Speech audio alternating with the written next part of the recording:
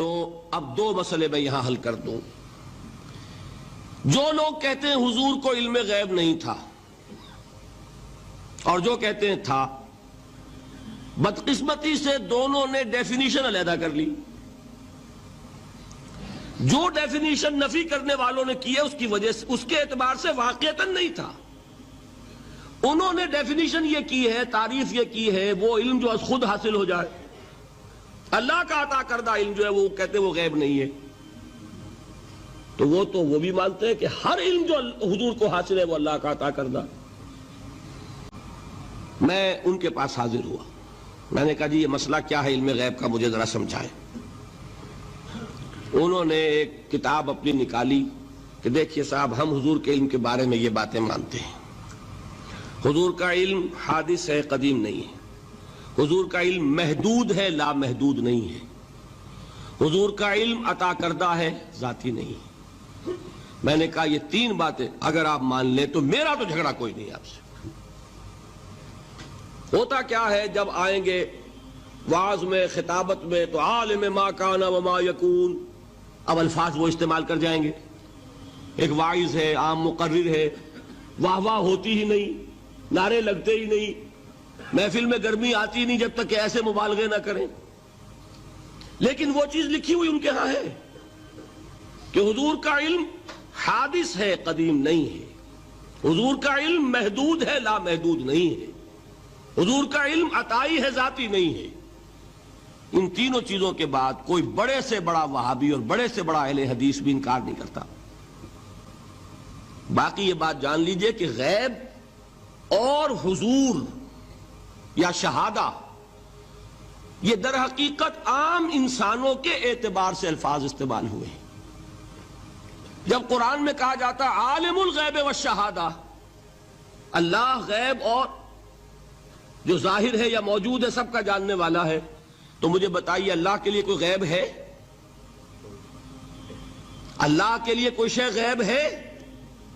تو کیوں کہا جا رہا ہے عالم الغیب والشہادہ؟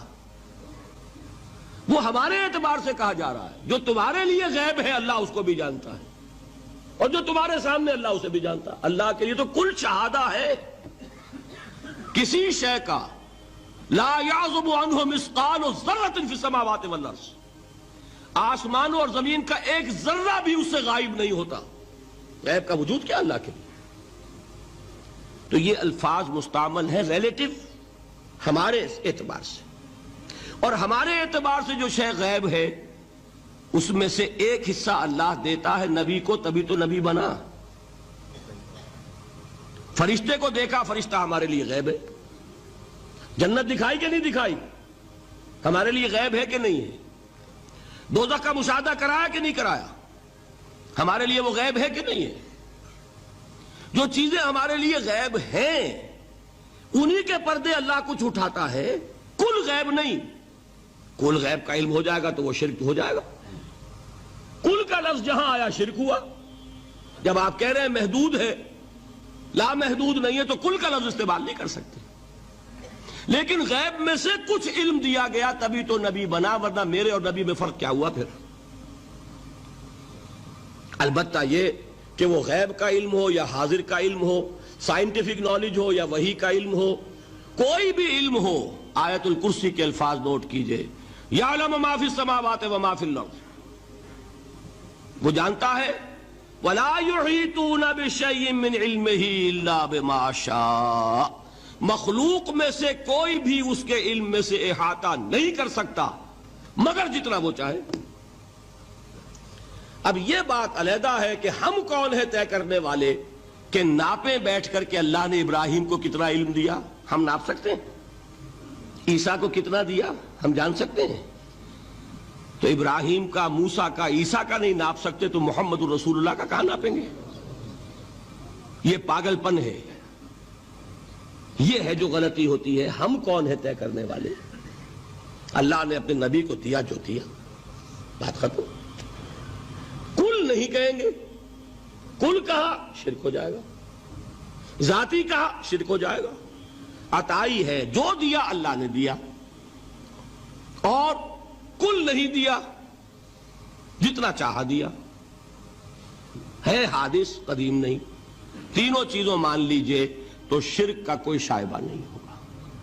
باقی جہاں ایک طرف قرآن میں وہ آیات ہیں کہ اللہ کے غیب کو کوئی نہیں جانتا، ٹھیک، وہاں یہ بھی ہے کہ لا یظہر غیبہ، لا یظہر علی غیبہ الا من ارتضی بالرسول، وہ اپنے غیب پر قابو نہیں دیتا مگر اپنے رسول میں سے جس کو چاہے۔